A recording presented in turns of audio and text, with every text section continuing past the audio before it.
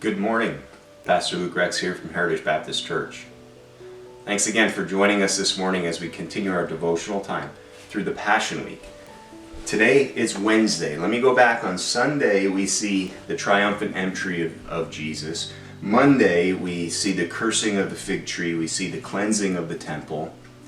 Tuesday we see this debate with the high priests and the scribes and the elders in the temple. And Jesus predicting, if you would, also the destruction of the temple and his return. Some pretty heavy days, and now we are here on Wednesday, the quietest of all the days, probably because come Thursday there's going to be the Last Supper, there's going to be an arrest. Come Friday there's going to be a crucifixion. All of these events, something that Jesus knew was happening here. Now we find ourselves on Wednesday, kind of midweek here. Some people call it hump day, midweek of it, and we don't have a whole lot of documentation of what Jesus did on Wednesday. One thing that we do know, it seems, as Mark 14 speaks of, is that he was in Bethany in the house of Simon the leper, and here we see this woman come to him and anoint him with very expensive perfume. We see the disciples get kind of upset about that, thinking that we could have used that money for the poor. Jesus saying, don't be upset with her. What she just did here was a beautiful thing for me as she's preparing my body for burial. He speaks of that. And then right on the heels of that, and I would imagine that it's Judas Iscariot who was leading the charge of why did this woman waste this money, because he wanted the money for himself. Right on the heels of that, we see now not the high priests and the scribes and the elders approaching the disciples and asking the disciples to betray their Lord, but we see one of his own seeking them out with the intent of betraying Jesus. Let me read verse 10 of Mark 14. Then Judas Iscariot, who was one of the 12, went off to the high priest, or the chief priest, in order to, right? Here's his purpose. He left Jesus, he left the other disciples in purposely seeking out the chief priests in order to, here it is, to betray him to them. And now what was their response? Again, as I mentioned, they were not going to the 12 asking the 12 to betray Jesus. But here's one of his own coming to him, or to them, and saying that he desires to betray his Lord.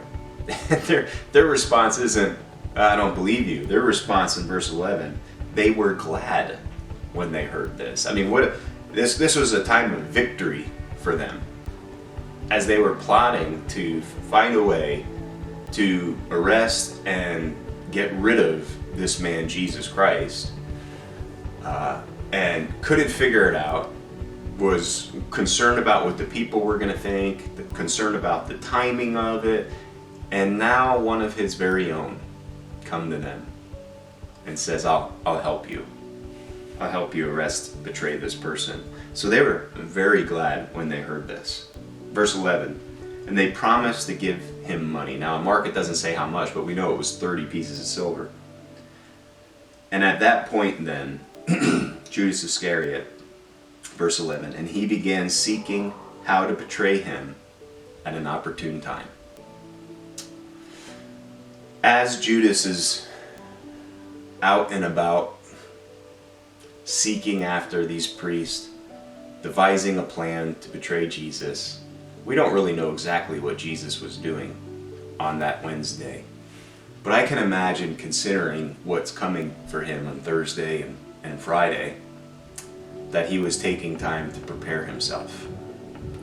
Many of us may think that because Jesus Christ is God, that this entire Passion Week, all that he has done, well, what's the big deal? He's God. He can handle this. But there's also a humanity to Jesus, right?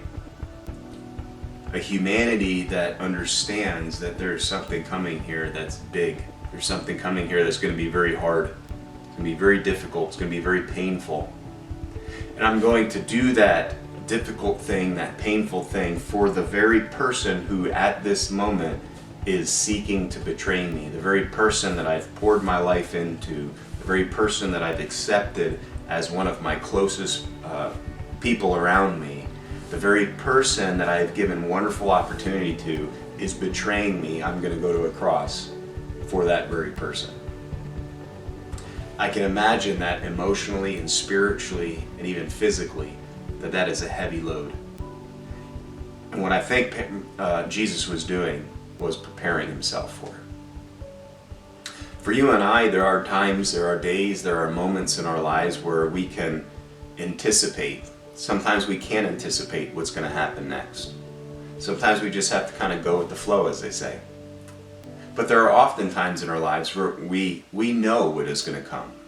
We know the challenges, the hardships of doing ministry, of maybe speaking to that family member or to that neighbor about Christ. We understand that there's going to be some sort of suffering, some sort of sacrifice. I hope that for you and I, that when we are approaching those days, that we do as what I think Jesus did here on this day. That we take time to really prepare ourselves for it. That we take time in prayer. That we take time in reading Scripture. That we take time in preparing our spirits to approach something that is going to be hard and difficult for us.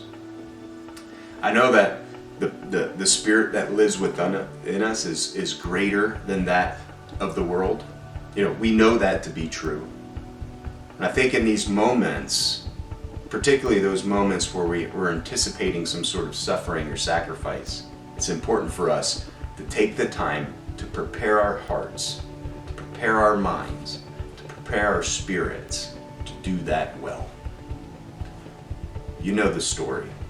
Jesus does Thursday and Friday very well. You and I can do the same thing when we approach difficult times. So, if you're faced with that type of situation, church, let me encourage you to prepare your hearts, prepare your spirit, prepare your mind for battle, and do it well. God bless you. I hope you have a wonderful day.